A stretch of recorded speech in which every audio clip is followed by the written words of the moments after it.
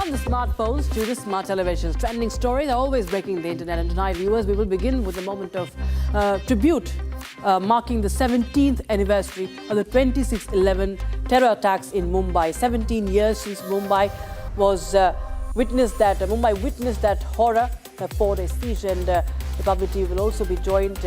We will also be joined by a former NSG commando who was one of the heroes of that operation, the NSG operation against the terrorists.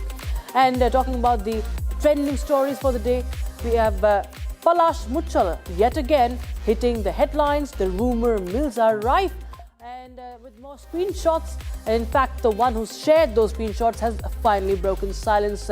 Social media speculating that this is allegedly cheating. Okay, we'll go to that, but also on the show, the next trending story is the historic humiliation, one of the biggest losses in Test history for India, with the growing clamour for Gautam Gambhir to step down, but he refuses in a fiery press conference. Also on the show, we get you how India has struck the major saffron deal. But before that, we'll go to the announcement.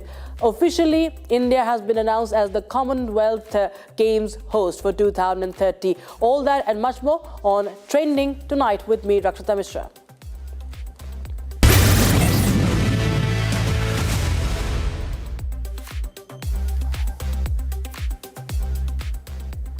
Okay, 17 years ago today, India faced a horror, that is the 26/11 attack. They were carried out by Pakistani-backed terror group Lashkar-e-Taiba. It began late on 26 November when 10 heavily armed terrorists entered Mumbai by sea, launched a destructive siege. By the time security forces neutralized the attackers, 166 people had been killed, around 300 injured, and reports suggest that targets were deliberately chosen for maximum impact, including the Taj and the Oberoi hotels, Chhatrapati Shivaji Maharaj Terminus, the Jewish Center at Nariman House, the Kama Hospital, Metro Cinema, and Leopold Cafe locations, in fact, frequented by foreign nationals and large segments of Mumbai's workforce. The tragedy left lasting scars on survivors and families of the victims. The bullet marks are still visible in the Leopold Cafe, Nariman House, as you can see on the picture that we are running for you. The bust of an Assistant Sub-Inspector Tukaram Omble, who sacrificed his life capturing the lone surviving Pakistani terrorist Ajmal Amir Qasab in the streets of South Mumbai, all serve as reminders of the horrific attack. 9 of the LAT terrorists were killed during this attack.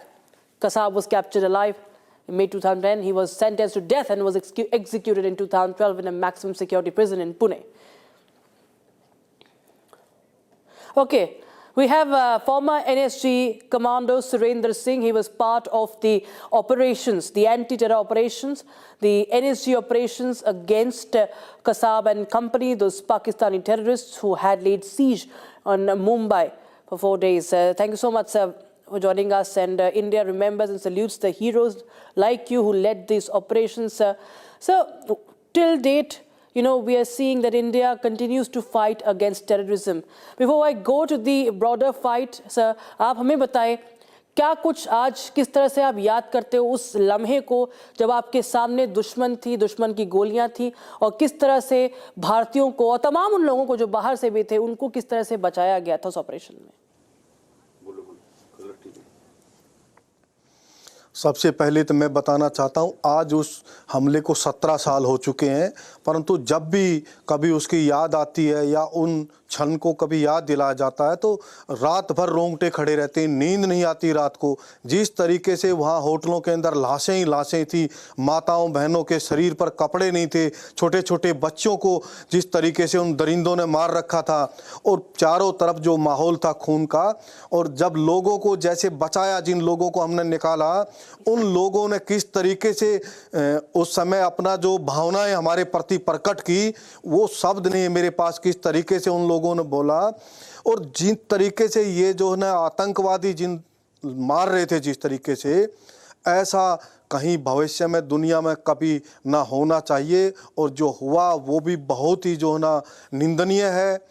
और वो तो NSG ने जब जाके मोर्चा संभालने के बाद आपने देखा होगा, मैंने खुद ने जो ना ताज होटल के अंदर 2 मिलिटेंटों को जिस तरीके से मारा और जिस तरीके से 627 आदमी को मैंने ताज होटल से निकाला, और जो लोग निकल रहे थे, जिनकी जान बचा रहे थे, उन लोगों को जिस तरीके से उन्होंने बताया, ठीक उसी तरीके से जब उन आतंकवादियों को मैं मार रहा था तो वो काफिर भी वही दुहाई मांग रहे थे, वही कह रहे थे कि हमें बख्श दो, हमें हमसे भूल हुई, हमें अल्लाह ताला के लिए। तो मगर नहीं, अब तो तुमको अल्लाह ताला के पास भेजना ही हमने, क्योंकि वो पूरा वहाँ पे 18 देशों के लोग जो ना मारे गए उस हमले में। 166 लोगों को, निर्दोष लोग जो है वहाँ गए हुए थे, उनको मारा आतंकवादियों ने।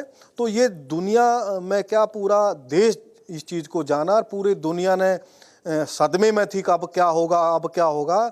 तब जो एनएसजी ने जो ना डिसीजन लिया, एनएसजी को भेजा गया। जिस तरीके से हम लोग कमांडो वहाँ हेलीकॉप्टरों से उतरे और लोगों को जब सांस की राहत मिली, जब ओबराय होटल का ऑपरेशन हमने आधा घंटा के अंदर ख़त्म कर दिया और आधा घंटा के अंदर नरीमन हाउस के अंदर जो ना ऑपरेशन को ख़त्म किया, और ताज होटल के अंदर लंबा ऑपरेशन चला। 29 तारीख की सुबह उस ताज होटल के ऑपरेशन को जो ना हम लोगों ने उसको आखिरी क्षण तक आतंकवादियों को मार के और लोगों को सुरक्षित बचाने का काम किया वहाँ पे। जी सुरेंद्र जी, आज 17 साल हो गए हैं और हमने देखा किस तरह से इसी साल तहावुर राणा को भारत वापस लाया गया है सालों बाद। अब आपकी क्या उम्मीद है, किस तरह से आगे ये केस जाना चाहिए?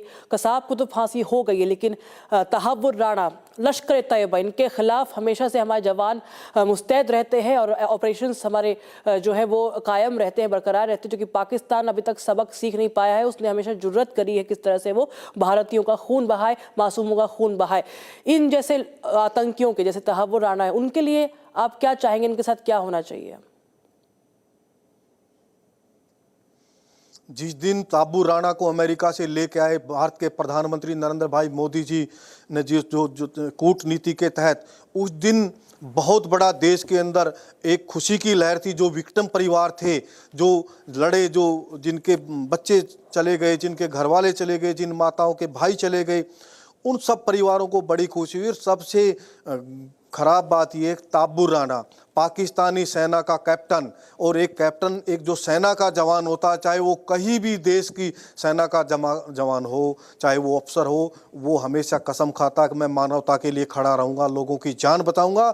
उल्टा उसी प्रकार तहावुर राणा ने जिस तरीके से रेकी की, जिस तरीके से जो ना मानवता को और जो ना पाकिस्तानी सेना को भी जो ना शर्मसार करने का जो काम किया है, तहावुर राणा को जिस दिन लाल किले के ऊपर जो ना फांसी के तख्त के ऊपर चढ़ाया जाएगा, उस दिन 26/11 की जो ना पूरी जीत होगी। उस दिन लोग जो ना खुशी से जो ना कहेंगे कि जो ना इंसाफ मिला। और उससे दो काम है, जब तहावुर राणा को मारा जाएगा तो ये भी पता चलेगा, मैसेज भी जाएगा, अब जो आतंकवादियों के लिए स्लीपर सेल का काम करेगा, जो आतंकवादियों के लिए रेकी करेगा, और जो इस तरह की पाकिस्तान से या हिंदुस्तान की जनता के ऊपर आंख उठाने की साहस करेगा, उसको अमेरिका से घसीट के लाके हिंदुस्तान फांसी दे सकता है। बिल्कुल, बहुत बहुत शुक्रिया हमारे जुड़ने के लिए सुरेंद्र सिंह जी। और हम आपके जज्बे को सलाम करते हैं और हम उन सभी हीरोज़ को सलाम आज करते हैं जिन्होंने भारत के लिए अपना खून बहाया। और we of course at Republic TV continue to keep our forces first and pay tribute to all the martyrs. We shift our focus now